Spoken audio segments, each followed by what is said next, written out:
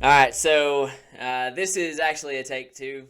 I um, foolishly forgot to unmute my microphone the last time I tried to record this, but uh, as I said last time, which you did not get to hear, um, this is part. This is number four of these videos, and it is on the topic of what makes America great.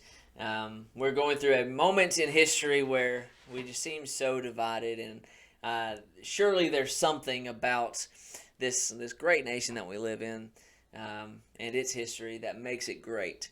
I don't think any of us that's going to be talking this evening will deny that America has its flaws, and you know its shortcomings and whatnot, but it is certainly outstanding as far as the global community goes.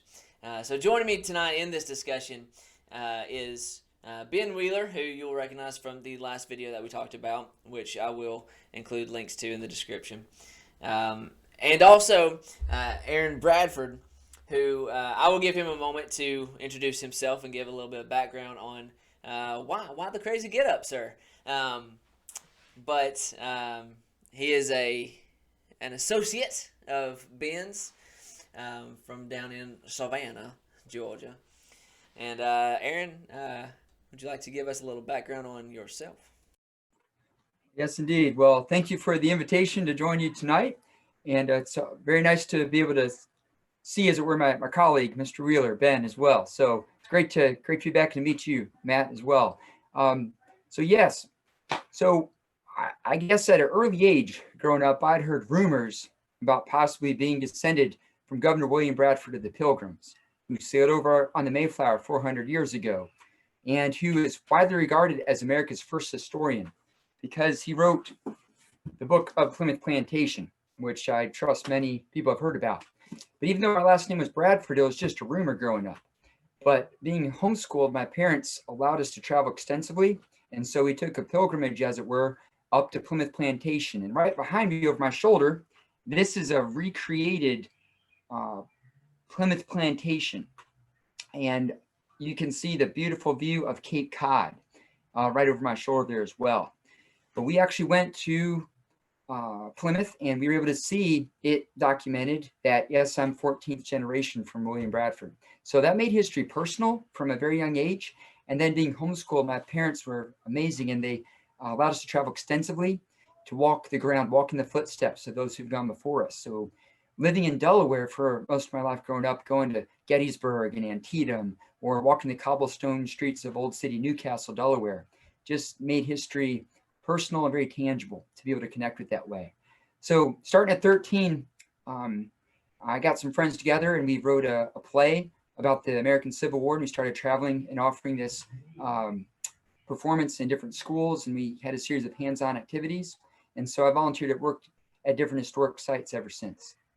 So I've been in Savannah, working in Savannah for over 8 years now, and I've very much enjoyed working with Ben with the Coastal Heritage Society in Savannah. So, as I said before, this isn't necessarily a left of center, right of center topic, right? You don't have to be red or blue to think, hey, America's a special place. There's something great about it. And that's what I'd kind of like to open the floor up um, to to either of you about is based on your studies throughout your time and your interest in history and American history, and specifically your work, right? It is your job, right? What are some of those things that you would argue, and I'm not going to necessarily say, pass it off to one or the other, whoever starts talking first. But. First. All right, new guy first. Okay. All right. Well, I think it really has become a more controversial subject of late. Is America great? And is America worth celebrating? And what is it about America? So again, I really appreciate the opportunity to dive into this tonight. So I think there are a number of conceptions about the founding of America. And Matt, as you alluded to earlier, America, you could say, began before 1776 when the Declaration of Independence was signed. There was a whole set of experiences, and ideals that were set forth before 1776. And so there's a few different analogies I think we could use when it comes to even describing America. Um, there's one imagery of Plymouth Rock, which is something of kind of stereotype, the idea that the pilgrims sailed across and they stepped off of a small wooden boat on a shore on a rock. And historically, that didn't really happen that we're aware of. But when you think about a country, you can think about having, what are the foundations of a country? What are the pillars of the country? And so I think if you consider the experience of the Pilgrims in Plymouth Colony and their relationship with the various different American Indian groups around, you could think of it almost as a foundation of America: freedom and faith and family and community. And so I think you could liken that almost to the three legs of a stool, or almost like a triangle. If you don't have any one of those three components, well, then your stool is going to collapse. And so the faith that the Pilgrims displayed, not only in what motivated them to leave England to escape into Holland, but then what sustained them. Half their number died in the first winter, for example. And the great courage that they displayed and the perseverance that they displayed in crossing over to Plymouth. And then the fact after that first winter, when Christopher Jones was fixing to sail the Mayflower, not a speedboat, but the Mayflower back over to England, not a single one of the Pilgrims stepped forward to get on the Mayflower and give up. But every single one of the original Mayflower passengers resolved to stay. So their faith and how their faith was lived out in their family and in their community that they had with the American Indians is another thing that we could get into in just a minute. And then I guess the third component is also freedom. So I think those are three principles that are illustrated in the ideals that America was founded upon. And we could unpack each of those three things. I know there's a lot there, but what makes America great? I would say the Pilgrims embody those things of faith and family and community and also freedom. Yeah. So America's greatness goes back to before America even was, right? Before the Revolution, right? There was something there before then, and it is it certainly sets the tone for what is to come, right? Which I think we can sometimes forget that. We think about what we are in right now, in this moment, or even in the past 240 something years of American history.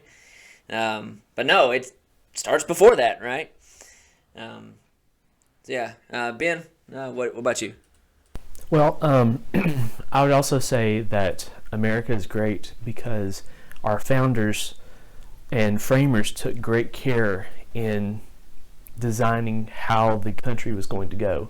They pulled the best out of what went before them in Western civilization, from the Hebrews and the Greeks and the Romans on down to the Enlightenment philosophers closer to their own time, Rousseau and Montesquieu and Edmund Burke. So I think that's the care and planning that went into designing what became America is one reason why it's so great today, and hopefully will continue to be so long into the future. And it's interesting that you bring that up, because we kind of went over that just now with one of my classes at the high school of we're currently going through, it's a U.S. government class, and we kind of just went through, okay, these ideas that they came up with, they had to come from somewhere, and we were looking at those Enlightenment philosophers that you mentioned, and just how different their thoughts were on how things should be run. You know, up to that point, it's been what? Kings, monarchs, dictators, right? But we get to this age of enlightenment, right? And they think, no, something's got to give, something's got to change. There's got to be a better way, right? And they come up with these radical, crazy ideas like, hey, I think the people should probably have a say in the way our land is run, right? Hey, I think government should actually receive its power from the people. Hey, I think that, you know what, let's figure out a way to keep the government from becoming too powerful. Let's divide it up, it's separation of powers. So it is interesting to think that things that make America great, to both of your points, start way back before America was, back to the Renaissance, back to the original people who, well, not the original, but the the original Europeans, perhaps, who lived here, right? Well, thank you, Matt. I think it's also fascinating too when you look at even the relationship between Plymouth Colony and the Europeans who came over, and their relationship with Massasoit of the Wampanoag tribe. And so actually within days of meeting each other, the Pilgrims and the Wampanoag established a peace treaty which would last for the next 50 years. And this treaty I find remarkable. The thing about the Wampanoag Indians is that they were characterized as the praying Indians. And so they actually shared a spiritual connection there. And their treaty was marked by respect toward one another. And so I think there's been some perception of the idea that, well, the whole concept of private property, well, that's a European, that's a Western civilization ideal. Whereas in this peace treaty, the Pilgrims, Plymouth, and the Wampanoag said that if they would take anything from the other, that they would restore what they took from each other. So they both recognized private property and the idea of making restitution, making it right. They also said that if, for example, if one of the Pilgrims went over and wronged one of the Wampanoag people, well, the Pilgrim would be handed over to the Wampanoags for justice. And so the idea of jurisdiction, the idea that, well, Massasoit, he is the chief, as it were, leader of the Wampanoag. And so if things happen on his land, then he's under that jurisdiction. So it's fascinating when you compare the different cultures and the different backgrounds, just these universals, the ideals of property and the ideals of justice. Also, they agreed that if any other power would unjustly make war on them, that they would come to their aid. So they signed an alliance with each other and follow that as well. So I think if you just look at that relationship, it's a great insight. And I think that's a great characterization of what makes America great is, once again, you have people from different backgrounds, different cultures who came together and recognized these universal principles, and they followed those.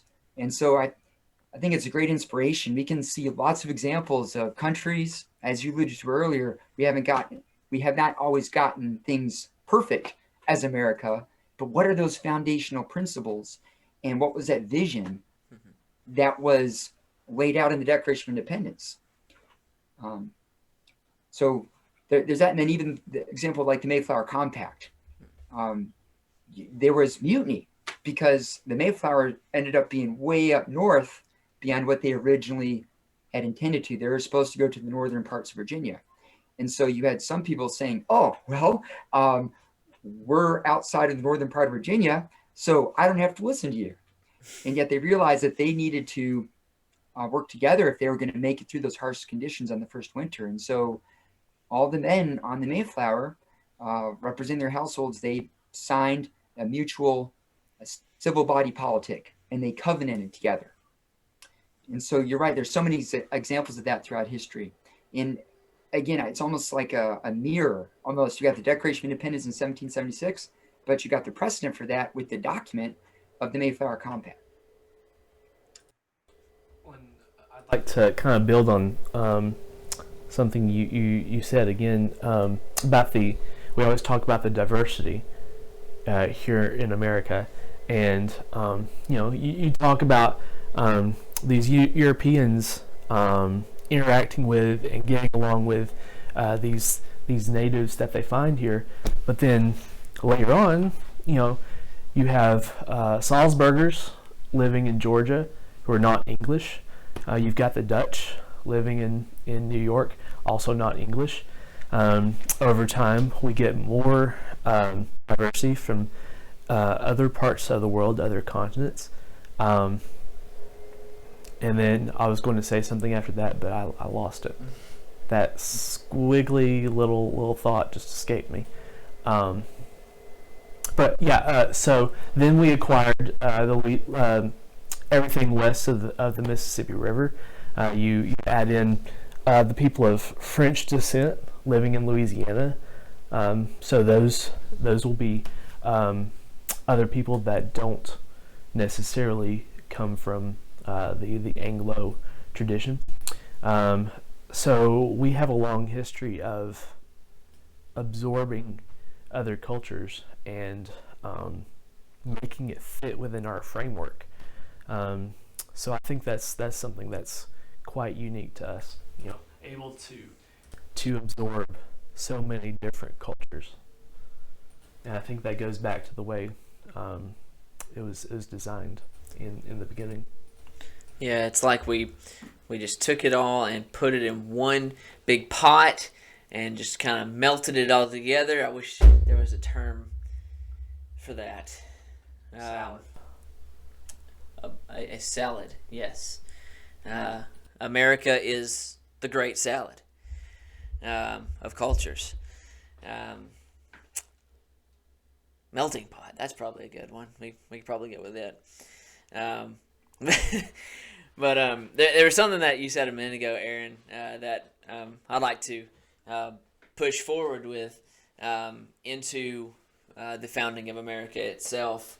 And I can't remember exactly how you put it, but it was along the lines of that, and to Ben's point just now as well, of like there are things that we've done that aren't great, and there's a new mixture of things happening here. And so the thing that I'd like to bring up is that in their foresight, the Founding Fathers thought to make it possible that our Constitution is a living document, which up to this point you don't see too much of, right? The fact that this is something that can evolve over time, that can change and adapt. And although it may be worded one way, it's still applicable to today. So, for example, the phrase "all men created equal," maybe not literally in that time, probably not for another couple hundred years or so, But they left that door open. But they left that door open, right? And to this day, it is a literal thing, right?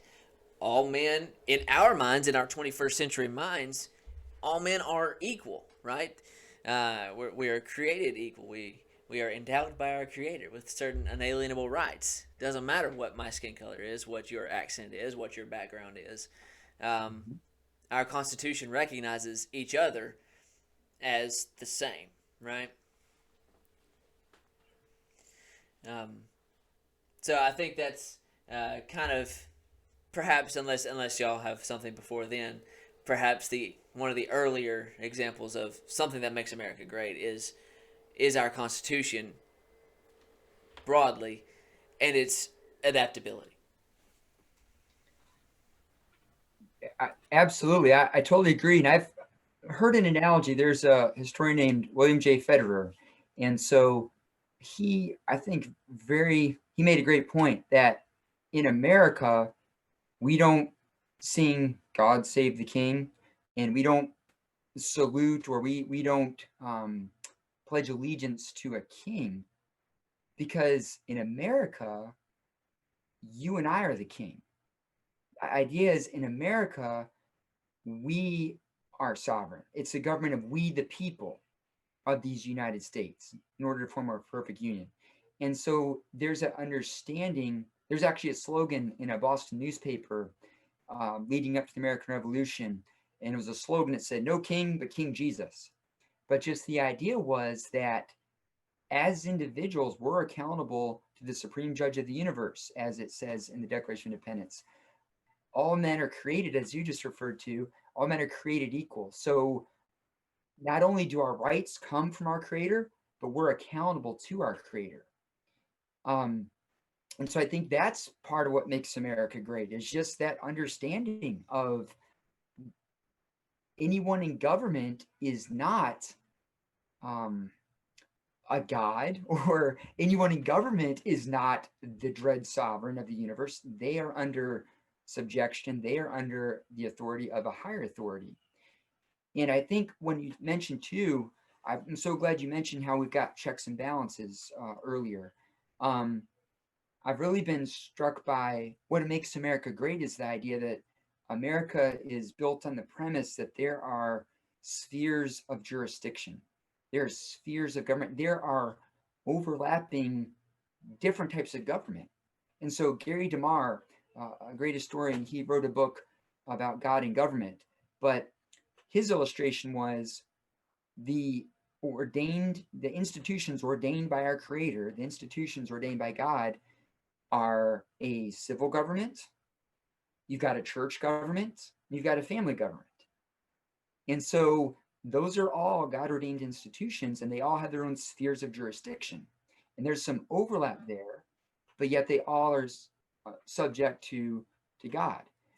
And so to be able to have those checks and balances, just to have a country that was founded on that premise, that means that we have a limited government. And as another historian, Rick Crane, described it, sometimes people say, well, I want a small government. And in certain spheres, I believe our founders understood that in certain areas, it's probably better, and we've learned the hard way, like, for example, with our military, there are times when we need a big role of government, like in World War II. It's a good thing we had a big government, a big military, which the government oversaw in World War II. So it's not so much the size of government, but it's whether or not we have a limited government. Is there any limits on what the government can do? And when I say government, I tend to think of civil government, but that's just one of the three different types of government that the founders described. When you have family government and church government and civil government. So I think that's part of what makes America great. And I think you alluded to it earlier, Matt, the idea that there are checks and balances. And with the Constitution that we have, yes, it's flexible, but it's not built on that premise that there's a limited government and that there are different spheres of government. And I think that's just so critical. And I think that's really what made America be born in 1776, was saying, wait a minute, British Parliament is overstepping its jurisdiction, and they got no lawful authority to be taxing us directly. They're way out of line. And that's, if you look at the 26 grievances that were listed in the Declaration of Independence, it spells it out right there. So again, just the idea of limited government, different spheres of government, I think that's also part of what makes America great, and what makes America unique when it comes to the different governments throughout the world. Absolutely. I'm going to pose this question. I'd like to get y'all's response to it, which is simply, what is your response to someone who is just so unhappy, and they want you to persuade them that things aren't great in this particular situation, but you are in probably the best place you could possibly be in? Does that make sense? Well, first I would recommend, if they can, to do a little traveling, just to be able to see other countries that maybe aren't in quite such a good space as we are. You can see, relatively speaking, how much better things are here. Not to sound, condescending or anything like that. That's just the way things are. That would probably be my first recommendation. Kind of get out of your house a little bit. Well, I I think I wholeheartedly agree, and I appreciate what you said earlier, Ben, because the founders, as you said, when they looked at different examples of government and they studied their history, and so they're able to draw on the lessons of different countries, and so they had that comparison. So that's again such a great thought. I guess my response to that would be the genius of the government, or the genius of the design, is that, as you alluded to, Matt, we can change our constitution. We've been given the tool, we've been given many tools under the Constitution to be able to amend the Constitution and to change the Constitution. And I think some people can tend to get very frustrated at all the gridlock in Washington, and they say we should have a more efficient government because it's so frustrating to get anything changed. And yet that was part of the purpose, I believe, behind all these checks and balances, is because there's an understanding that the civil government can only do so much. And there are certain things in life that the government is incapable of giving you. And so when it comes to, I guess there's just any number of areas, but when it comes to the family institution and what the family can provide for individuals, and when it also comes to, even when I'm perhaps going out on a limb, but I'll just share, there was an example given, William Bradford gave an example from Plymouth Plantation. When Plymouth Plantation was established, they were told that you must use a form of socialism, that everybody has to work together for the common good. And they had a lot of difficulty because some people would feign illness and they'd say, I'm too tired and I just can't work anymore. And what Governor Bradford did is they changed that and said, all right, everybody's got some of your own land and it's up to you to work the land. And he said it was remarkable that even the women with children would willingly go out into the fields and work. So that free enterprise system, the idea that when people have the freedom and ability to work, that they know what works best for them, and that they're able to prosper, and that made a profound difference in the colony. So in short, if people are disenchanted, if people are frustrated, if they see that maybe we have some shortcomings as a country, I would say the wonderful thing about our country is that we have the ability to change it, but there's also an understanding that civil government can only do so much. And finally, one more thought. De Tocqueville once said, in his famous observation of America in the 1830s, he said that America is great because America is good. And if America ceases to be good, America will cease to be great. And one thing that he was astonished with was the amount of volunteer organizations, was the amount of charity and the Christian compassion that was being displayed within these communities. Because you had individuals who kept more of their money and they were plugged into their church and into their community, and they were able to actively minister to the needs in their community. And they got a tremendous reward and satisfaction from that. So I think maybe in some areas, if people look to the government for this or look to government for that, there are areas where Governor Bradford would say the government's not as well equipped to help people out. And so perhaps we should consider what are the other sources for satisfaction and for happiness and for joy in being part of a community. Well, I would say that the gridlock you were talking about earlier it's counterintuitive to say this, but the gridlock is one of the best things about our government, because generally speaking, when the government takes, it doesn't give back. So not being able to get much done all the time helps us maintain some of these freedoms. And the way they designed it was, you've got extremes on either end, but in order to get anything done, you have to come closer to the middle. And so the way our government's designed prevents one extreme or the other from taking complete power. And I guess we'll see how well that we're able to maintain that in the next few years. Yeah, for sure. So I've got two more questions I'd like to put to y'all before we call it an evening in this case. The first of which is, what is something that you would recommend to anyone, whether that is someone living somewhere else or whatever it might be, as far as they're coming here, what are some of the things that they need to see, what they can expect to observe, some of those day-to-day things that makes America great.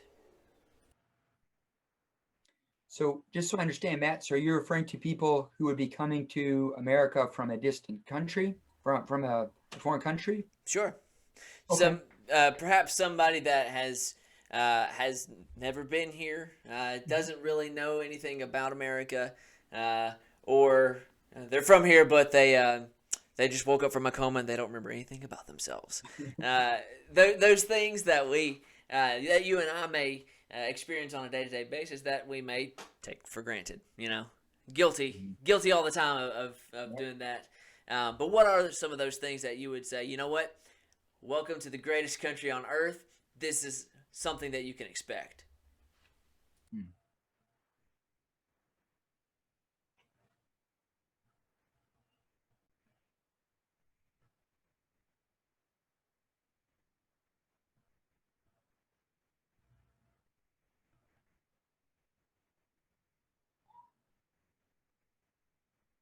The cowboy symbolizes individualism, right?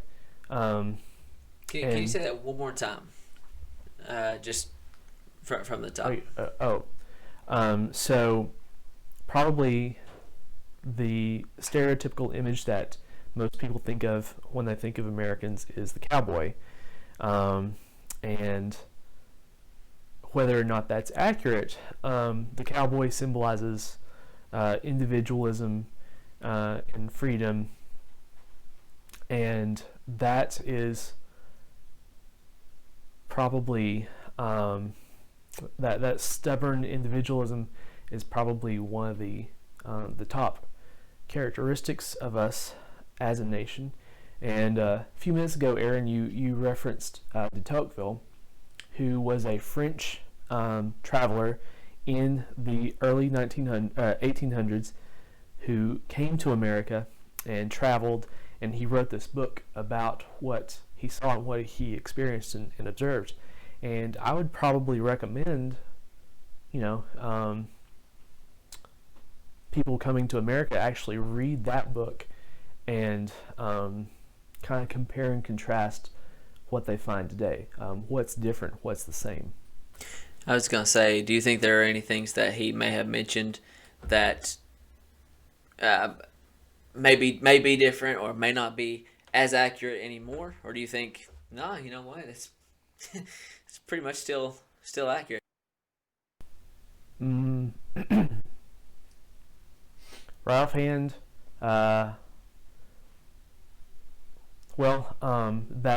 rugged side of the individualism has probably waned somewhat since de Tocqueville was over here. What do you think, Aaron? Yes, I would agree with you, Ben. I think that if you look at even Andrew Jackson and expanding the vote, and that was a pretty big time of change in our country's history, going from more of the Whigs and kind of the more conservative side to Andrew Jackson going into the White House and then opening it up for everybody to come in and join the party, the common man. That was a big shift. But I would agree with you, Ben, because you just look at how much larger not only the federal government has become since the 1830s, but also even state governments. So you just look at, again, how much more involved people's everyday interactions with either the state or the federal government, that's changed dramatically. And if people pay more in taxes, they have less money available to put in the offering plate to their church, or again, to other charitable organizations, not necessarily Sunday morning, but if people again are giving more money through taxes, they've got less money available to give to charity. And so I think we've seen a shift in that. And I think that directly pertains to the quote I alluded to earlier with that. Also along those lines, in the same vein, Davy Crockett, he was a congressman at the time, and there was I believe it was a sizable town that had a terrible fire. And so there was a bill put forth for the government to go ahead and assist this community with this natural disaster. And Davy Crockett voted against it. And people were shocked and said, how can you in good conscience vote against giving this money to people who have this desperate need? And he said, I will be the first person to give my money to help these people in need. But it is not my prerogative to spend other people's money, because he believed that that was out of his jurisdiction. So again, that's a similar insight to that understanding of the spheres of government and the responsibility and the opportunity to show compassion from a similar era to de Tocqueville and his observation. So again, I think the government, yes, has gotten a lot bigger. And so therefore, I think we do have less freedom. If you purely define freedom as your ability to do things, I think we have a lot more constraints now as the government has gotten larger. But I think that people still come to this country from all around the world because of that love and that insatiable desire for freedom. And there's such powerful testimonies from people fleeing for their lives from communist countries, or from, look at Venezuela, speaking in 2020. And so people do see a stark difference between some very trying, awful times. And so we are so blessed. The founders described it as the blessings of liberty. That's how they described it. And so I believe we still experience that today. And we can see, like you said, Matt, I don't always remember the blessings of liberty, but I think we still see the result to that even this day. So, final question before we wrap up and call it a night. If you were to be able to go back and talk to our founding fathers about what America is today, November 19th, 2020, what are some things you think they would be interested in knowing? And is there anything that perhaps you would advise them?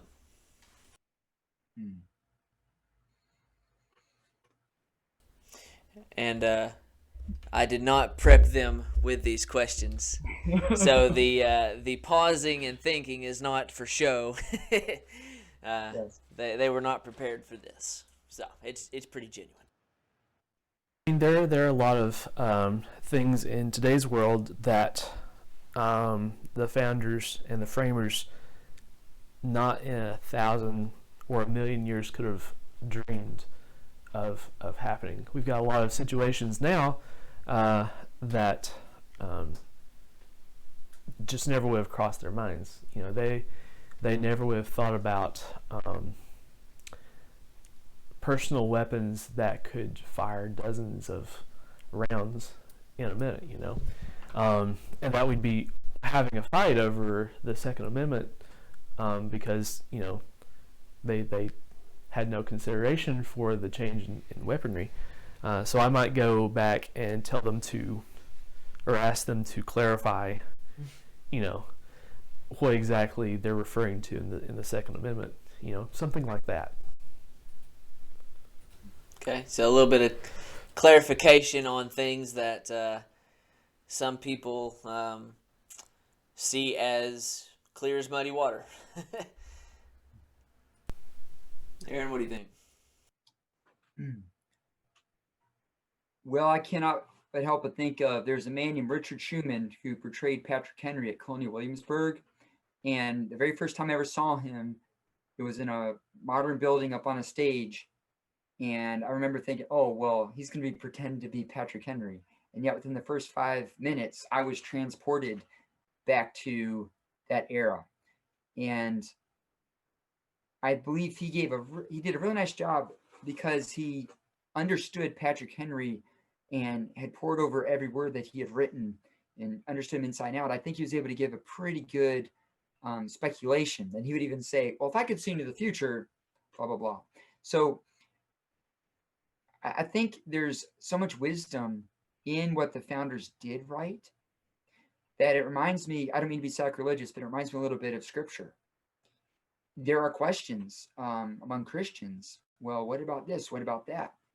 But as you study the word of God, and if you understand that there's one author who inspired 40 men to write these 66 books over 3 continents over 800 years, yet it all is one book, then you can understand, okay, well, based on these things, then it probably would mean such and such.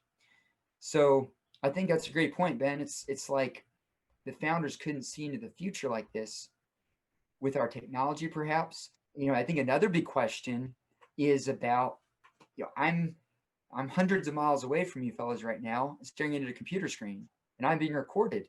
But, basically privacy, privacy of information, and where does that information go? Who has access to it? So the Fourth Amendment and a protection against unwarranted searches and seizures and things like that. I think you're right. It would have been nice maybe to just get a little bit more clarification on that. However, I think founders did write a lot about that principle. And so I think even with something like the Second Amendment, to say, well, okay, the right to keep and bear arms shall not be infringed. And then to look at, well, what weapons were available to the military at the time. And so if the militia or your citizens had access to the same type of weaponry, well, then logically that means that cannon or the most powerful weapons you can think of could be used by the citizens. So I think you're right that to look at the principles, understanding the original intent. And Matt, I'm so glad you mentioned this earlier. The idea that the Constitution is a living document. We do have to interpret it. And as Ben said, we're historic interpreters. So it's our job to try to interpret. But are we asking the question, what was the original intent? Or are we looking at it from, I would like for what they wrote to mean such and such. So I'm just going to pick and choose and come to this one conclusion versus if we understand the original intent, what's the principle of the matter? And so I think that's why having a conversation like this is so helpful, to take the time to read their words and to try to really put ourselves in their shoes and try to understand the full context is so important. So that's a long-winded answer, but at the top of my list would probably be about privacy. And then I guess the one other question would be, if you look at every single one of the original 13 colonies, they had a requirement. If you're going to hold public office in civil government, they had a requirement that you recognize the authority of Jesus Christ as Lord and Savior. So that doesn't mean you have to be part of this one denomination or that one denomination, but it was believed that you had to understand and recognize the authority of the Lord Jesus Christ. And so if you look at what we have in our country today, I think it does raise an interesting question. The concept of separation of church and state. And what exactly does it mean in the First Amendment when it says, Congress shall make no law respecting the establishment of a religion or prohibiting the free exercise thereof? So you could interpret that as it's freedom of religion versus freedom from religion. And yet you look at how that has been interpreted today with prayer in schools and things like that. So there's so many, that's such a great question, Matt. There's so many wonderful questions, especially about particular details. But that whets my appetite even more. with asking such a great question, like, well, what did they say about such and such? And I guess as Ben and I have talked before, I know we've kind of mentioned it's like the more you know about history, the more you realize you don't know, and all the more questions that it raises. But instead of being frustrating, I think it can really, it's encouraging. And I guess I'll just close it right now, just because history has always been so intensely personal. And Ben, I know for you too, walking the battlefields where you grew up, going to Chickamauga every year, these are not some nameless, uh, faceless people that we're never, that we'll never meet, and so it doesn't matter. But these are people who sacrificed for themselves and their posterity, for their future generations.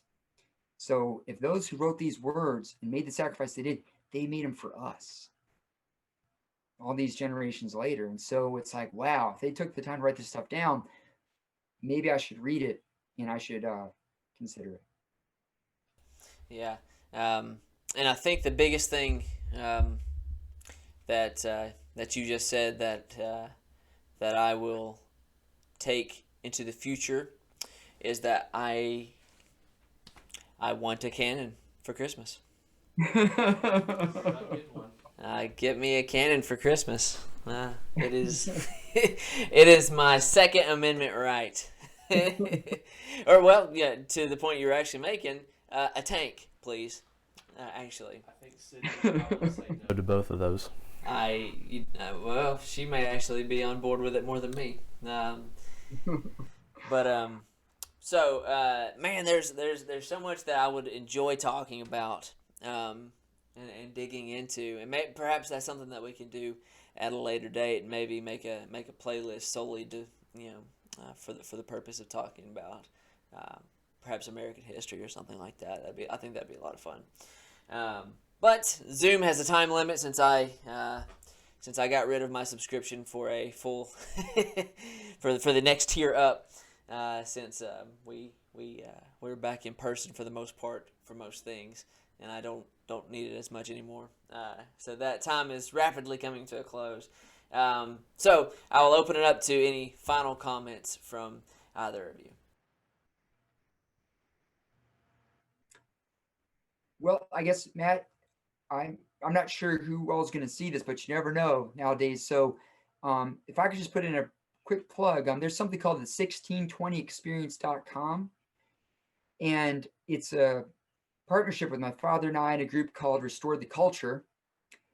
Speaking of America and all the division, we're just trying to transcend politics, as it were, and really say, what lessons can we learn from 1620 and the relationship between the Plymouth colony and the Wampanoag and their American Indians, and really how did the Pilgrims embody these principles of America, of freedom and faith and family and community. So if anyone who sees this, if anyone's interested, 1620.com, that's our landing page. We've got information. We're trying to put together just a fundraising initiative for us to be able to have more opportunities like we had tonight. And again, it was such a blessing to be able to come and meet with you, and Ben, to be able to talk history with you again.